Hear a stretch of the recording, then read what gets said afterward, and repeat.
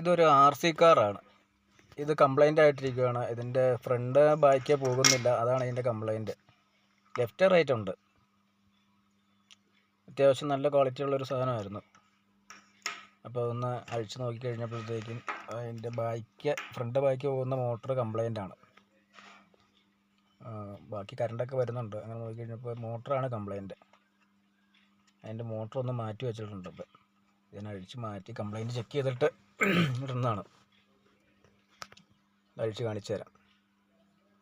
Motor വേറെ മാറ്റി വെച്ചിട്ടുണ്ട്. സാധാരണ ഈ മോട്ടർ എല്ലാ ചെറിയ വണ്ടിക്കും പിള്ളേരുടെ കളിപ്പാട്ടത്തിനൊക്കെ ഉള്ളൊരു മോട്ടർ തന്നെയാണ്. ആ വലുപ്പം തന്നെയാണത്. ഇപ്പോൾ ഞാൻ ഇതെടുത്തേക്കുന്നത് ഈ കാണുന്ന ഒരു പഴയ ട്രിമ്മറിൻ്റെ മോട്ടറാണത്. അതും ഇത് കറക്റ്റ് അളവ് തന്നെയാണ്. ഇവിടെ കിടന്നൊരു പഴയ ട്രിമ്മറാണ്, അതിൻ്റെ മോട്ടറാണത്. അത് വെച്ച് സെറ്റ് ചെയ്തിട്ടുണ്ട്. ഇതാണ് കാറിനകത്തിരുന്ന മോട്ടർ. ഇത് റീപ്ലേസ് ചെയ്തത്.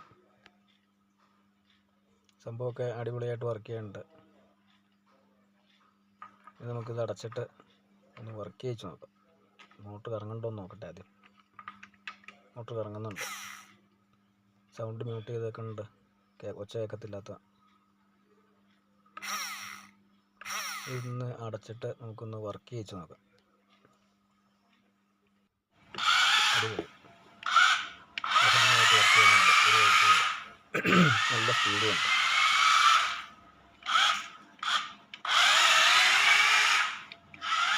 ഇപ്പോഴത്തെ ചെറിയ കംപ്ലൈൻ്റൊക്കെ നമുക്ക് സ്വന്തമായിട്ട് പരിഹരിക്കാവുന്നേ ഉള്ളൂ.